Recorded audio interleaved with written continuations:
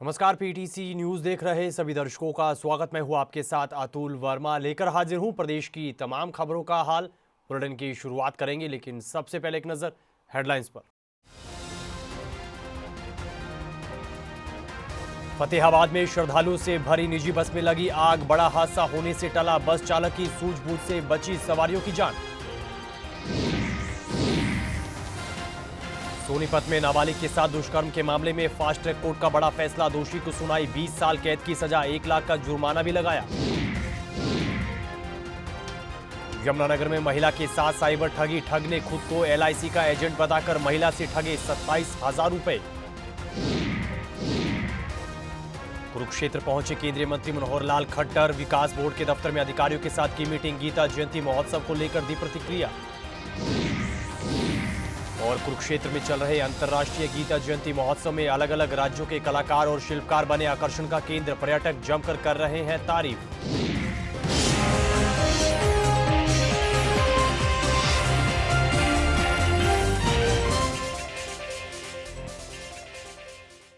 चलिए बुलेटिन की शुरुआत करेंगे बड़ी खबर के साथ। फतेहाबाद में श्रद्धालुओं से भरी निजी बस में भीषण आग लगने का बड़ा मामला सामने आया है। हालांकि गनीमत ये रही कि बड़ा हादसा होने से टल गया और बस चालक की सूझबूझ से बस सवारियों की जान बच गई। ये घटना गांव बडोपल और धांगड़ के बीच बताई जा रही है। बस चालक ने समय रहते बस को सड़क किनारे रोककर सभी सवारियों को बस से नीचे उतारा और दमकल विभाग को बस में आग लगने की सूचना दी, जिसके बाद घटनास्थल पर पहुंचे दमकल कर्मियों ने आग पर काबू पाया है। लेकिन तब तक निजी बस पूरी तरह से जलकर राख हो चुकी थी। सोनीपत में नाबालिग के साथ दुष्कर्म के मामले में फास्ट ट्रैक कोर्ट ने बड़ा फैसला सुनाया है और आरोपी को दोषी साबित करते हुए, दोषी करार देते हुए उसे 20 साल कैद की सजा सुनाई है और करीब 1 लाख रुपए का जुर्माना भी लगाया है। आपको बता दें कि करीब 1 साल पहले सोनीपत के कुंडली थाना क्षेत्र में नाबालिग के साथ दुष्कर्म की वारदात को अंजाम दिया गया था, जहां शिकायत के आधार पर आरोपी राशिद अली के खिलाफ मुकदमा दर्ज हुआ था। इसमें दिसंबर 2023 में मुकदमा रजिस्टर हुआ था, ये कुंडली थाने में। इस पे जो राशिद अली है, इस पे ये आरोप था कि ये माइनर लड़की को ले जाके इंटाइस अवे करके इसने रेप किया था अपने किराए के मकान पर। और ये जो एक्यूज़ है, जो गुलशेर अली इसके फादर का नाम है और डिस्ट्रिक्ट संभल यूपी का रहने वाला था, जिसको 20 साल की सज़ा हुई है और 1 लाख रुपए जुर्माना हुआ है पोक्सो 6 सेक्शन में। किस कोर्ट में? ये फास्ट ट्रैक कोर्ट सोनीपत ने इसको सज़ा सुनाई है। देखिए, पोक्सो केसेस में पैरवी की तरफ से ये है कि बहुत ही अच्छा रिजल्ट जा रहा है और बहुत कन्विक्शन हो रहे हैं। जो एक्यूज़ हैं उनको सज़ा भी उनके जो अपराध किया है उसके मुताबिक दी जा रही है। आगे बढ़ते हैं। हरियाणा में लगातार साइबर ठगी के मामले बढ़ते ही जा रहे हैं। खबर यमुनानगर से है, जहां पर एक ठग ने खुद को LIC का एजेंट बताकर महिला से 27,000 रुपए ठग लिए। पीड़ित महिला ने बताया कि उसे एक अननोन नंबर से फोन आया, जिसमें आरोपी ने खुद को उनके पिता का जानकार बताया और कहा कि आपके खाते में गलती से ज्यादा पैसे आ गए और 27,000 रुपए गूगल पे से वापस भेजने को कहा। इधर पीड़ित महिला ने पुलिस को पूरे मामले की शिकायत दी है, जिसको लेकर पुलिस अब जांच कर रही है और लोगों को साइबर ठगों से आगाह करने के लिए सचेत रहने की भी अपील कर रही है। इन्होंने कॉल की थी, फ्रॉड करने वालों ने, उन्होंने LIC एजेंट बन के कॉल की थी। तो उन्होंने बोला कि आपके ना फादर का कॉल आया था, उन्होंने बोला है कि आपसे पैसे मतलब आपके अकाउंट में डाल दें। तो उन्होंने मुझे मैसेज के थ्रू 30,000 का मैसेज भेजा, पर उन्होंने बोला कि आपकी LIC 13,000 की थी कि 3,000। तो उन्होंने 2 मैसेज भेजे थे, एक मुझे 30,000 का भेजा था, फिर उन्होंने दोबारा 30,000 का भेजा था। तो मेरे पास पैसे तो आए नहीं, उन्होंने एक फेक मैसेज भेजा था और मैंने वो चेक नहीं किया अकाउंट में और मेरे 27,000 चले गए थे। अब मेरी FIR दर्ज है सर और पकड़े गए हैं वो। वर्ष 2023 में संध्या नाम की लेडीज़ है, जिसने शिकायत की थी कि 16/12/2023 को उसके पास एक मोबाइल फ़ोन प्राप्त हुआ, जिसने कहा कि मैं LIC से एजेंट बोल रहा हूँ और आपके पापा का जानकार हूँ और उनके मैंने पैसे आपके खाते में डालने हैं। तो उन्होंने कहा कि 10,000 एक डाल रहा हूँ मैं और 27,000 रुपये डालने हैं, जबकि उसने 10,000 रुपये का और एक 30,000 रुपये का फेक मैसेज बना के शिकायतकर्ता को भेजा और कहा कि मैंने आपके पास गलती से अधिक पैसे भेज दिए, जो आप मुझे मेरे पैसे वापस रिफ़ंड कर दो। जिस पर शिकायतकर्ता ने अपने गूगल पे से उस अनजान व्यक्ति को दिए गए मोबाइल नंबर पर पैसे 27,000 रुपये भेज दिए। जब बाद में पता लगा कि उसका खाता चेक किया तो उसके खाते में पैसे आए ही नहीं। जब उसको हमने अरेस्ट किया, काबू किया, तो पूछताछ के बाद उसके खाते में देखा, उसको गिरफ्तार कर लिया हमने। गिरफ्तार करने के बाद उसको आज पेश अदालत किया जाएगा।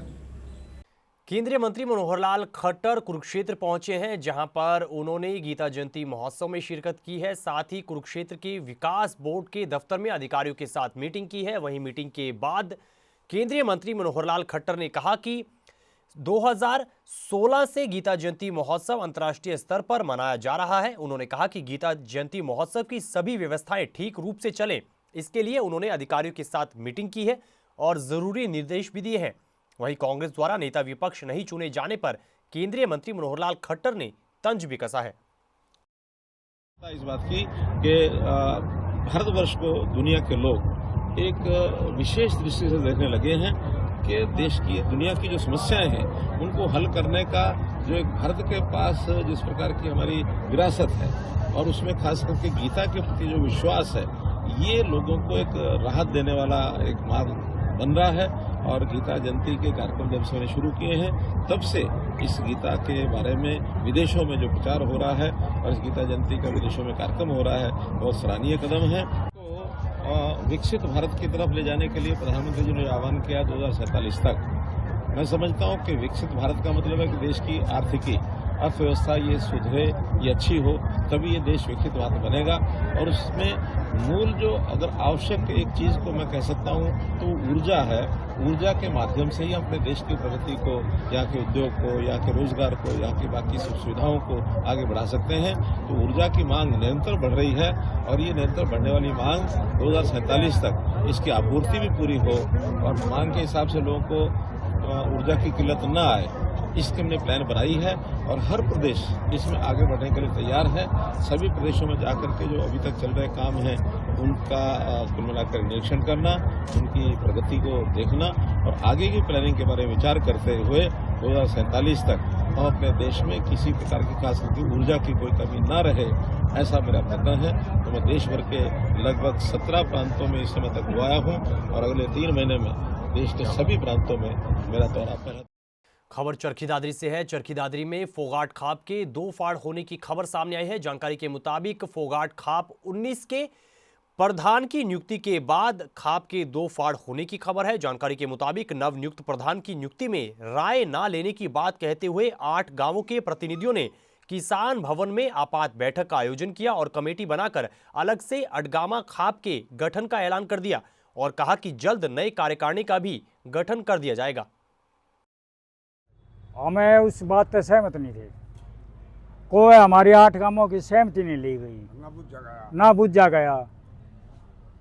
और इस बात का रोष है कि हमारे 8 गांवों को मतलब कोई किसी प्रकार की राय नहीं ली गई और एकता जो आज बनाया है उसकी भी एकता नहीं थी। दादरी में काफ़ी रोष था, खड़े होकर उनका खिलाफत वो चल रही थी। कुछ एक आदमियों ने वो मतलब जय बोल की और अपने सामेदार पर धोख मरवा दी।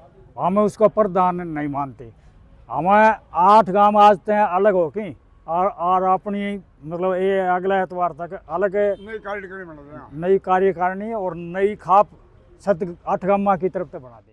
अगली खबर का जिक्र करेंगे। हरियाणा में भ्रष्टाचार के मामले में एसीबी यानी एंटी करप्शन ब्यूरो ने बड़ा एक्शन लिया है, बड़ी कार्रवाई की है और इस पूरे मामले में उन्होंने 3 तत्कालीन अफसरों समेत 6 लोगों पर एफआईआर दर्ज की है। जानकारी के मुताबिक बिजली निगम के 3 तत्कालीन अधिकारियों पर मामला दर्ज किया गया है। इनमें दक्षिण हरियाणा बिजली वितरण निगम फरीदाबाद के रिटायर्ड एसई एक्सीएन समेत अन्य लोग शामिल हैं। जानकारी के मुताबिक अधिकारियों पर मिलीभगत कर नियम पूरा किए बगैर टेंडर देने का आरोप है। वहीं एफआईआर में पूर्व बिजली मंत्री और मौजूदा सांसद रणदीप सुरजेवाला के नाम का भी जिक्र है। खबर झज्जर से है। झज्जर में फैमिली आईडी पोर्टल से छेड़छाड़ के मामले में बड़ी कार्रवाई हुई है और इस पूरे मामले में एडीसी दफ्तर के क्रीट विभाग के 3 कर्मचारियों को पुलिस ने गिरफ्तार कर लिया है। पुलिस ने इस पूरे मामले का खुलासा करते हुए बताया है कि शिकायतकर्ता ही इस योजना को बनाने वाले आरोपियों का सरगना निकला। इधर पुलिस ने गिरफ्तारी के बाद आरोपियों के कब्जे से 5 मोबाइल फोन बरामद किए हैं। पुलिस ने गिरफ्तारी के बाद आरोपियों को कोर्ट में पेश करते हुए रिमांड पर लिया है। दिनांक 12/11/24 को एक कंप्लेंट मिली थी हमारे को एडीसी ऑफिस के मार्फत, जो एक परिवार पहचान जो पोर्टल है उसमें छेड़छाड़ से संबंधित कंप्लेंट थी। उसके विषय में 12/11 को 101 नंबर FIR दर्ज की थी और जिसकी इन्वेस्टिगेशन अपना साइबर जो हमारे पुलिस स्टेशन के इंस्पेक्टर हैं, इंस्पेक्टर अजय और उनकी इंस्पेक्टर अजय ने स्वयं तफ्तीश की इस मुकदमे में अपनी टीम के साथ। और इस मुकदमे में जो टेक्निकल अधिकारी हैं इस विभाग से श्री अरुण कुमार जी, उनको भी उन्होंने असिस्ट किया है इस केस के अंदर। और इसमें जो कंप्लेनेंट था योगेश कुमार, जो इस कार्यालय का हेड था, तो वो ही इसके अंदर आरोपी निकला है। योगेश कुमार जो इस मुकदमे के अंदर ही कंप्लेनेंट था उसको अरेस्ट किया है। साथ में जो जोनल इनका हेड था अमित कुमार, उसको अरेस्ट किया और जो एक ऑपरेटर था विकास कुमार, उसको अरेस्ट करके आज हमने कोर्ट में इनको पेश करके पुलिस रिमांड प्राप्त। आगे बढ़ेंगे और अब जिक्र करेंगे अंतर्राष्ट्रीय गीता जयंती महोत्सव का, जो कि धर्मनगरी कुरुक्षेत्र के ब्रह्म सरोवर पर जारी है। और इस बीच अलग अलग राज्यों से आए कलाकार अपनी कला की प्रस्तुति दे रहे हैं। भारत के पारंपरिक लोक संगीत महोत्सव में पहुंच रहे पर्यटकों का दिल जीत रहे कलाकार लोक नृत्यों में बजने वाले वाद्य यंत्र और लोकगीत लोगों को अपनी तरफ आकर्षित कर रहे हैं। कलाकारों का कहना है कि वो अपनी पुरानी कला को ब्रह्म सरोवर के मंचों पर दिखा रहे हैं। इस बीच राजस्थान से आई महिला कलाकार का लोक नृत्य भी आकर्षण का केंद्र बना है। मेरा नाम कविता कालबेलिया है, मैं जोधपुर से हूँ, राजस्थान। कैसा लगा आपको यहाँ पे? बहुत अच्छा लगा है, यहाँ घूमना लायक जगह है, बहुत अच्छी जगह है, मेला वगैरह अच्छा लगता है। जो आप नृत्य करते हैं, क्या करते हैं इसको? कालबेलिया। कितने समय से कर रहे हैं आप? पहले हमारे सिस्टर मम्मी वगैरह कर रहे थे, उसको देख देख कर हम सीख गए, कोई क्लास वगैरह नहीं है। तो अंतर्राष्ट्रीय गीता जयंती महोत्सव कुरुक्षेत्र के ब्रह्म सरोवर पर लगातार जारी है। इस बीच कलाकारों के साथ साथ शिल्पकार भी अपनी कला की प्रस्तुति दे रहे हैं और शिल्पकारों के काम को लोगों की तरफ से काफी पसंद किया जा रहा है। इस बीच जम्मू कश्मीर से पश्मीना शॉल लेकर पहुंचे सबीर अहमद सूद ने बताया कि पश्मीना शॉल को 5-6 महीने की कड़ी मेहनत से वो तैयार करते हैं। इस दौरान उन्होंने बताया कि उनके पास 6,500 रुपए से लेकर 2 लाख रुपए तक की शॉल उपलब्ध है। शॉल भी है, स्टोल भी है, सूट्स भी है, साड़ी भी है। शॉल में हमारे पास स्टार्टिंग प्राइस से लेकर हमारे पास 1 लाख, 1.5 लाख, 2 लाख तक की भी मिलेगी शॉल। 1.5 लाख की इसकी क्या खासियत? वो हाथ से बनी हुई है पश्मीना शॉल, जैसे पश्मीना कानी, जिसमें 6 महीने 5 महीने एक शॉल को बनाने में लगता है। उसके लिए हमको सरकार द्वारा नेशनल अवार्ड भी दिया गया है। कानी अभी ये रहा नेशनल अवार्ड 2011 में मिला है गवर्नमेंट ऑफ इंडिया की तरफ से शॉल बनाने का। तो आप तक इतनी महंगी शॉल किसी ने खरीदी है? कहाँ पे? नॉर्मल शॉल जैसे नॉर्मल ज्वेलरी बिकती है यहाँ पे, कोई डायमंड का होता है, अलग से चीज। फर्क क्या है? पहनने में वो भी अंगूठी है, पहनने में वो भी अंगूठी है, यही फर्क होता है पश्मीना में। जैसा काम होगा उसमें कोई फिक्स नहीं है। शॉल को 10 से 15 दिन में भी तैयार किया जा सकता है, शॉल को 1 साल भी लग सकता है, 1.5 साल भी लग सकता है, जिस टाइप का शॉल होगा। मिनिमम कितनी price? 6,500 pure pashmina plain shawl.